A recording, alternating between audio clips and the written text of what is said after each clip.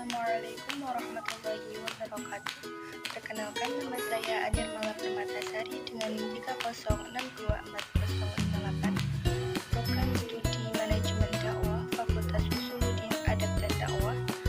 Mata kuliah Sejarah Peradaban Islam. Dosen pengampu Bapak Adib Ainullah MSI dari Universitas Islam Kiai Haji Abdurrahman Wahid Pekalongan.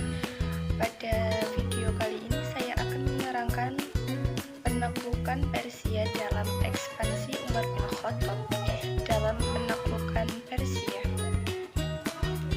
Peperangan melawan Persia di masa Abu Bakar As-Siddiq telah berhasil merebut sebagian wilayah Irak bagian selatan yang dipimpin panglima tertinggi yaitu Khalid bin Walid. Namun, peperangan akhirnya ditunda untuk sementara waktu karena pasukan muslimin berkonsentrasi memusatkan peperangan melawan Kekaisaran Romawi di wilayah Syam. Hingga wafatnya Khalifah Abu Bakar As-Siddiq, ekspansi penyerangan ke Persia kembali dilanjutkan oleh khalifah berikutnya yaitu Umar bin Khattab. Lalu bagaimana kisah peperangan di masa Umar?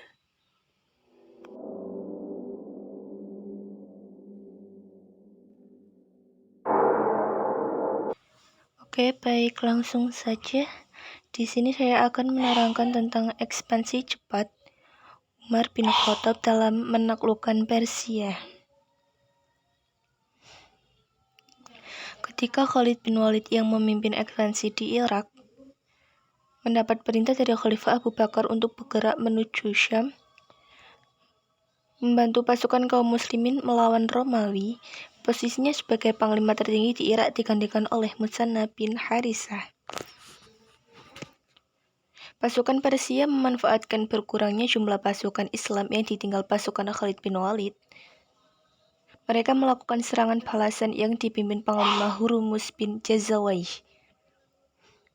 Namun pasukan Musanna berhasil memukul mundur pasukan tersebut. Setelah kekalahan ini, Persia memobilisasi pasukan yang lebih besar. Musanna lalu meminta pasukan bantuan kepada Khalifah di Madinah. Namun saat itu Khalifah Abu Bakar sedang jatuh sakit. Khalifah wafat sebelum sempat mengirim pasukan bantuan kepada Musanna. Sepeninggal Abu Bakar, Khalifah kedua Umar bin Khattab mengirim pasukan tambahan ke Irak yang dipimpin oleh Abu Ubaid bin Mas'ud. Setelah pasukan muslimin di Irak mendapatkan bala bantuan, mereka bertempur melawan Persia di Namarik yang terletak di antara Hirah dan Qadisiyah. Perang ini dikenal dengan Perang Namarik. Perang Namarik berlangsung sengit, namun pasukan Persia harus mengecap pahitnya kekalahan. Pemimpin mereka, Mardansyah, terbunuh oleh pasukan Islam. Sisa-sisa pasukan Persia lari ke kota Kaskar.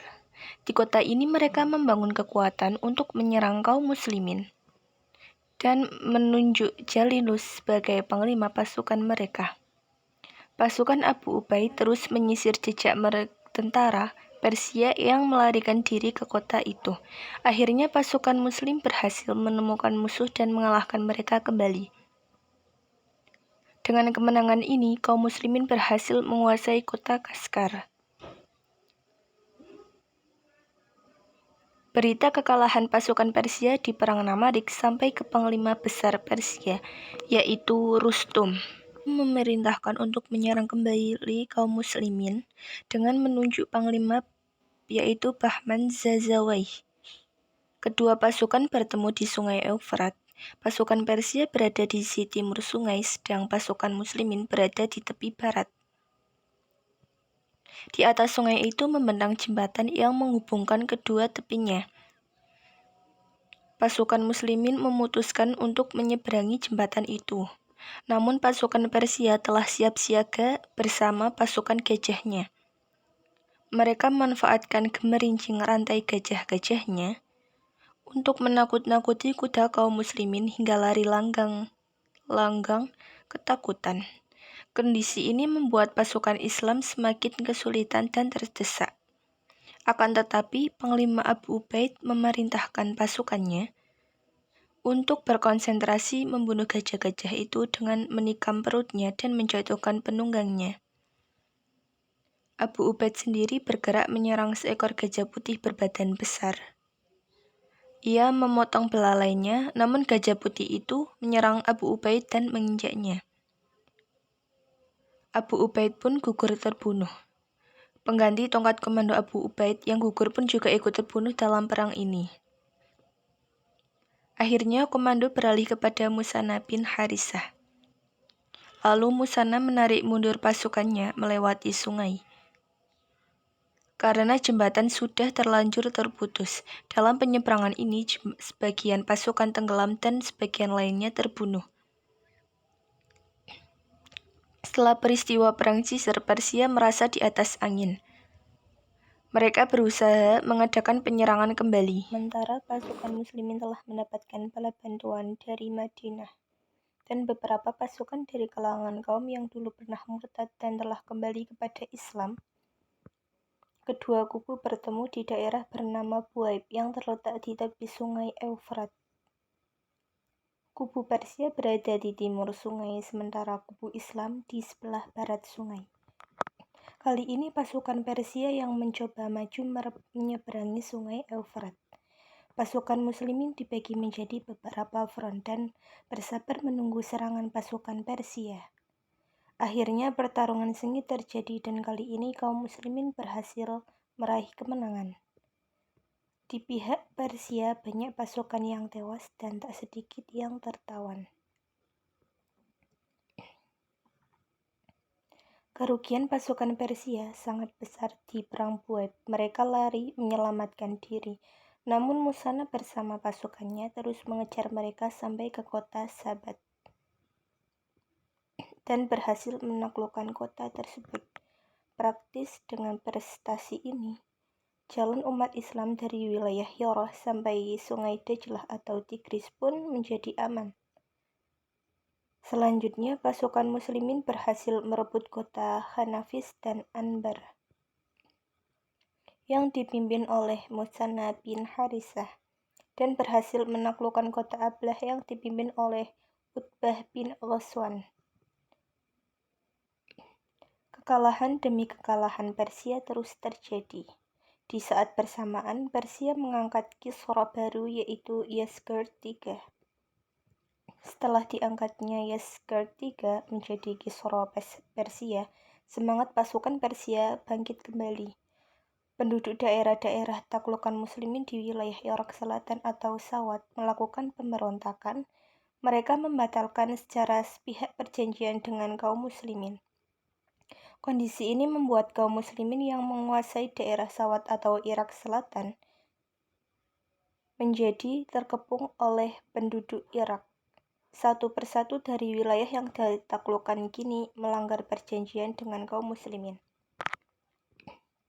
Berikutnya sampai ke Madinah.